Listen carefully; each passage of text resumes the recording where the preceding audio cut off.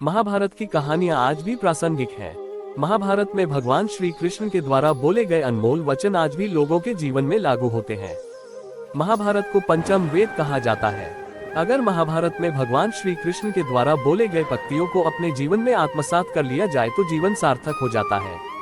आज यहाँ हम जानेंगे भगवान श्री कृष्ण के ऐसे ही 15 अनमोल वचनों को। एक कर्म का फल व्यक्ति को उसी तरह ढूंढ लेता है जैसे कोई बछड़ा सैकड़ों गायों के बीच अपनी मां को ढूंढ लेता है। तो आत्मा ना जन्म लेती है, न मरती है, न इसे जलाया जा सकता है, न ही इसे भिगोया जा सकता है। आत्मा अमर व अविनाशी है। 3 इस संसार में कुछ भी स्थायी नहीं है। 4 आत्मा शरीर को वैसे ही छोड़ देती है जैसे मनुष्य पुराने कपड़ों को उतार कर नए कपड़े धारण कर लेता है। 5 मन शरीर का हिस्सा है। सुख दुख का एहसास करना आत्मा का नहीं शरीर का काम है। मान अपमान लाभ हानि खुश होना दुखी होना सब मन की शरारत है। 6 जब ये संसार भी स्थायी नहीं है तो इस संसार की कोई वस्तु कैसे स्थायी हो सकती है। 7 मैं सभी जीवों में विद्यमान हूँ, मैं चींटी में भी विद्यमान हूँ और हाथी में भी विद्यमान हूँ। आप सारे रिश्ते नाते हैं और केवल शरीर से जुड़े हुए हैं। जैसे ही व्यक्ति की मृत्यु हो जाती है आत्मा शरीर को छोड़ देती है।